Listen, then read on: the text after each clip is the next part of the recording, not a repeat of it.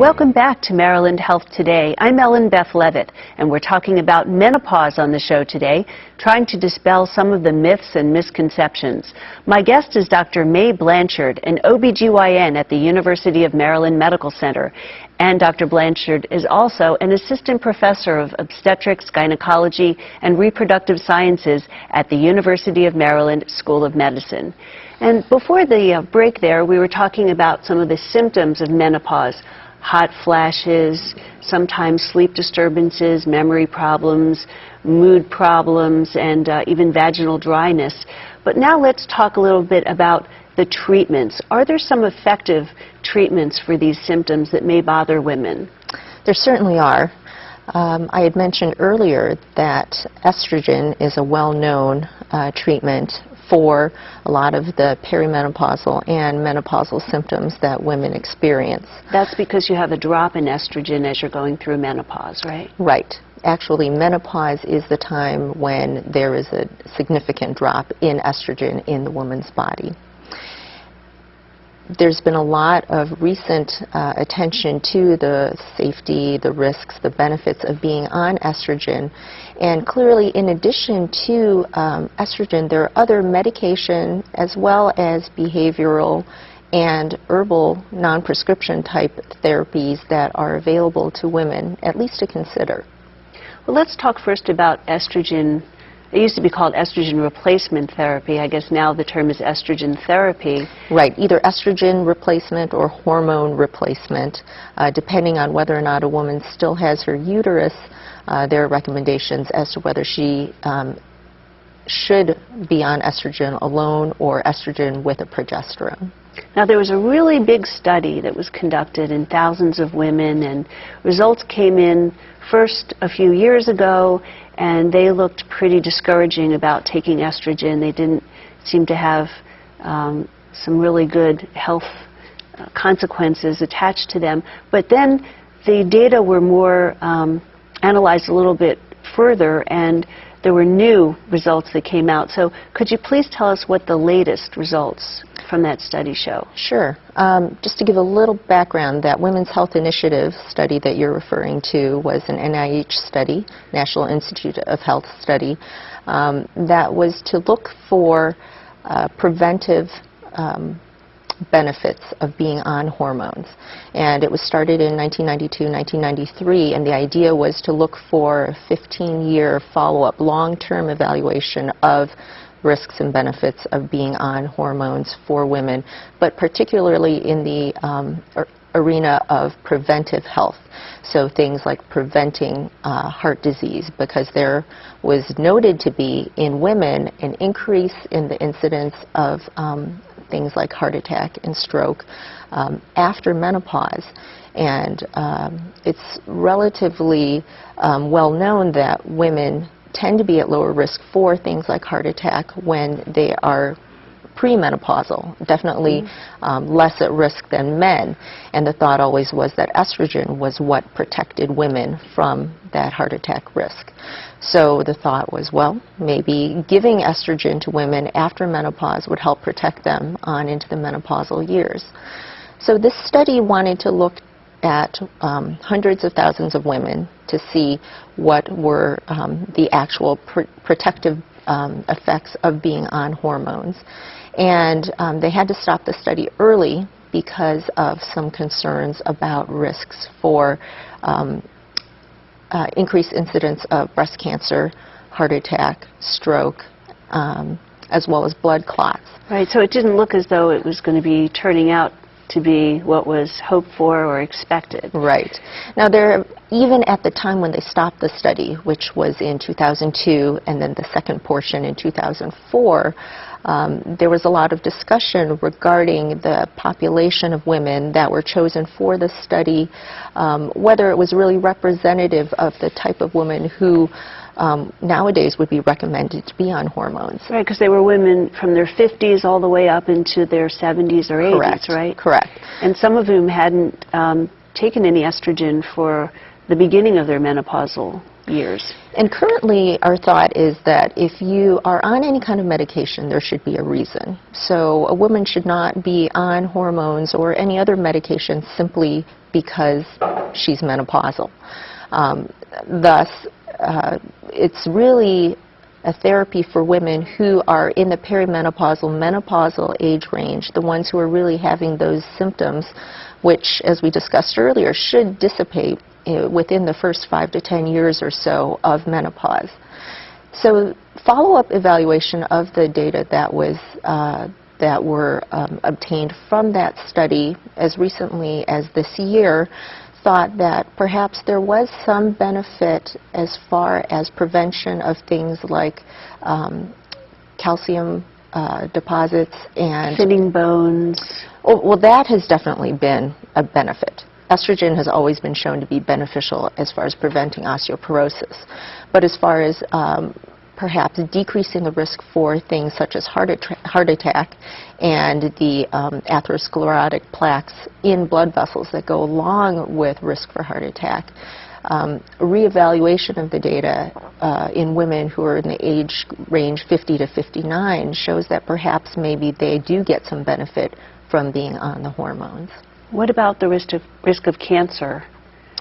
As far as, well, that again is a little mixed. So in that initial evaluation, there was a slight increased incidence of breast cancer in the women who were in the study. However, the increase was 8 per 10,000 women. So it was percentage-wise not a significant risk if you look at the population, but based on the parameters of their study, they had to stop. However, there was a decreased incidence in colon cancer, and certainly I don't think any physician would recommend that you prescribe estrogen or hormone therapy for any cancer preventive reasons. You may get some added benefit for the patient who needs hormone therapy for other reasons, such as symptoms. So is the bottom line then of the latest findings that if you're in your 50s and you're going through menopause and you have very strong symptoms that you're trying to get relief from, that estrogen or hormone replacement would be safe for you as long as it's given just for a few years to sort of get you through that hurdle? I think for each patient, hormone therapy is an option, and it needs to be evaluated on a case-by-case basis. And I guess the person's family history risk for heart attacks and that sort of thing, or for breast cancer, would have Correct. to be taken into account. And the patient's own history of any previous breast abnormalities, history of blood clots, that something called deep venous thrombosis that could predispose to stroke or pulmonary embolism. I think those are all critical to consider. And again, it should not be for prevention, prescribed for prevention of things such as heart attack or osteoporosis. But in conjunction with some quality of life improvements, you can also get some other physiologic benefits. What about other ways to get estrogen, like through the diet, let's say through soy products or flaxseed perhaps, or even herbal estrogen, whatever that might be? Well, the concept of soy being a good source for estrogen is that soy does act at the estrogen receptors in cells. And evaluation of certain populations, such as Asian women who perhaps had higher levels of soy in their diet normally, and observations that they were not as affected by some of the hot flashes type of symptoms in menopause, made people think that perhaps adding dietary soy to our Western diet might help alleviate symptoms. However, the amount that you would have to add is usually pretty significant, and there are differing rates of absorption in patient to patient, person to person. So that has not been shown to be a reliable, consistent treatment. And what are phytoestrogens? That refers to the plant estrogens, the things that you might be able to get through soy through or the whatever. dietary. And yes. then what about going to a health food store and getting herbal supplements that boost estrogen? Well, I think Are herbals, they proven or? Herbals are an option. There are a few limitations in that they aren't very well studied as far as efficacy and long-term safety. They are not regulated. They're not FDA regulated, so the amount of active medication that you're getting in each tablet, in each bottle may not be consistent. And there are oftentimes risks of contaminants depending on the source of the production if it's overseas, particularly because it's not well regulated here. I think herbals are an option, but I hesitate to say that they're safer than a prescription method simply because they're listed as being natural. We only have a couple of minutes left, but I know you brought some things along that could help with some of the symptoms. An estrogen patch, for example. I don't know if you want to show us the patch that you brought. So we mentioned estrogen. Most people think of estrogen as being in pill form, but now there are many different options that are available to women. This is an estrogen patch, and you'll see it's quite thin. Very thin. Right. And this, depending on the formulation, is changed once a week or twice a week. And the patient can apply it to either her upper arm, her abdomen, or her buttocks. And you can exercise with it on, you can bathe. Correct, correct. And because of newer formulations of the transfer mechanism of the medication, previous symptoms of things like dermatitis or reactions to the adhesive are less common now. Great. And then you have something, a couple of other things here. Is this for vaginal dryness, perhaps? These are more for vaginal symptoms. So the patch and the pills will allow for systemic symptom relief, and it's absorbed, and measurable levels of estrogen are seen in the bloodstream as a response to that. For people who have symptoms only perhaps due to vaginal dryness, irritation, estrogen focused at that place in the vagina can be beneficial. So this ring can be placed in the vagina and replaced once every 3 months. And hormone is absorbed through the vagina. And this is a pill form of estrogen. This wand is actually inserted into the vagina, and the pill looks just like a little tablet. Oh, what do you know? And that is placed up near the cervix. And this can be applied once nightly, up to once a week, twice a week. Great.